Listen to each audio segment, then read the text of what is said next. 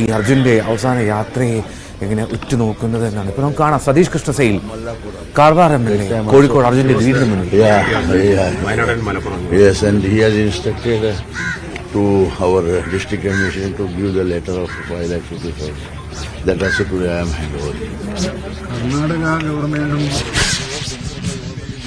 for our people, the same treatment we are going to ഈ കാര്യത്തിൽ കാണിച്ചിട്ടുള്ള ഒരു പ്രതിബദ്ധതയോടുകൂടിയ പ്രവർത്തനം എത്ര അഭിനയിച്ചാലും മതിയാവുകയില്ലെന്നാണ് ഞങ്ങൾക്ക് തോന്നുന്നത്. അദ്ദേഹത്തിന്റെ മണ്ഡലത്തിലെ ഒരു വോട്ടറോട് കാണിക്കുന്നതിനേക്കാൾ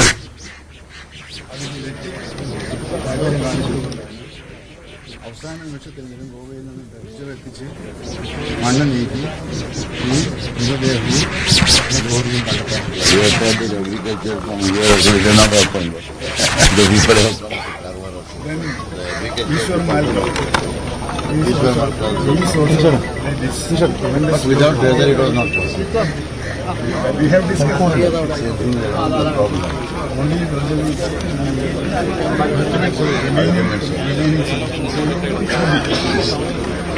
so we are thankful for the officials and administration. They are all മന്ത്രി AK ശശീന്ദ്രനുണ്ട്. ഒപ്പം കാർവാർ MLA സതീഷ് കൃഷ്ണസൈൽ നേരത്തെ ഷാഫി പറമ്പിൽ സൂചിപ്പിച്ചതുപോലെ കേരളത്തിലെ ഒരു നിയോജക മണ്ഡലത്തിൻ്റെ പ്രതിനിധിയല്ല. കാർവാർ MLA എങ്ങനെ ഇത്രമാത്രം മലയാളികൾക്കൊക്കെ സുപരിചിതനായി എന്നുള്ളതൊക്കെ അതിൻ്റെ ഉത്തരമാണ്. ഇതാ വരുന്നു ആംബുലൻസിൽ അർജുൻ. പ്രിയ സഹോദരനെത്തുകയാണ് അവസാനമായി ആ വീടിന് മുന്നിലേക്ക്. ഭവ്യ, എനിക്ക് തോന്നുന്നു ആംബുലൻസ് ആ വീടിൻ്റെ തൊട്ടരികിലെത്തി. അധികം വേഗത്തിൽ നീങ്ങാൻ കഴിയുന്നില്ല, കാരണം അത്രമാത്രം ആളുകളുണ്ട്, മാധ്യമപ്രവർത്തകരുണ്ട്, ജനപ്രതിനിധികളുണ്ട്, എല്ലാവരും അനുഗമിക്കുന്നു. ഇപ്പോൾ വീടിന് മുന്നിലേക്ക് എത്തിയെന്നാണ് കരുതുന്നത്.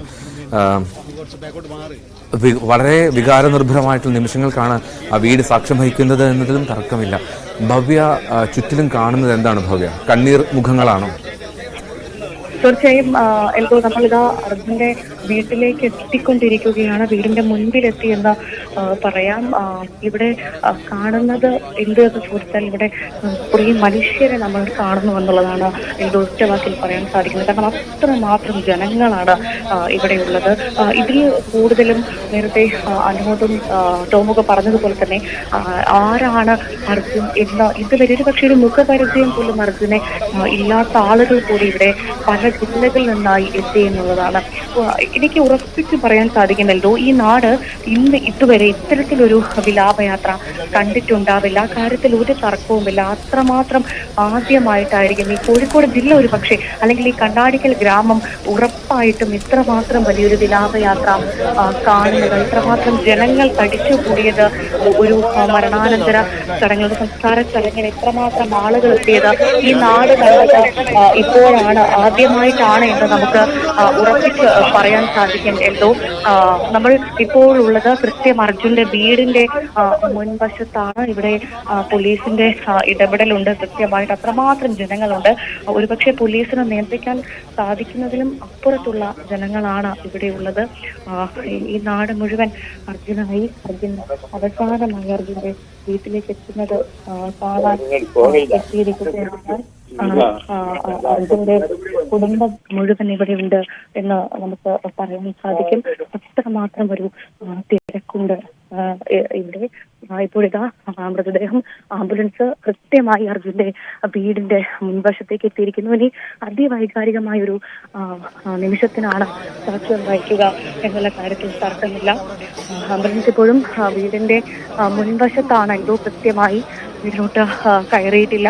അവിടെ സംസ്കാര ചടങ്ങിനുള്ള ഒരുക്കങ്ങളെല്ലാം വളരെ ഇന്നലെ തന്നെ പൂർണ്ണമായിട്ടുണ്ട്. അർജുന്റെ വീടിന്റെ പിറകുവശത്താണ് അന്ത്യകർമ്മങ്ങൾക്കുള്ള ഒരുക്കങ്ങളൊക്കെ പൂർത്തിയായത്. ഇപ്പോഴിതാ അർജുന്റെ മൃതദേഹം വഹിച്ചുള്ള ആംബുലൻസ് അർജുന്റെ വീടിന്റെ മുൻപിൽ എത്തിയിരിക്കുകയാണ്. അർജുൻ അവൻ ആഗ്രഹിച്ച് പണിത അവന്റെ വീടിന് മുൻപിലേക്ക് ഇപ്പോൾ ആംബുലൻസ് എത്തിയിരിക്കുകയാണ്.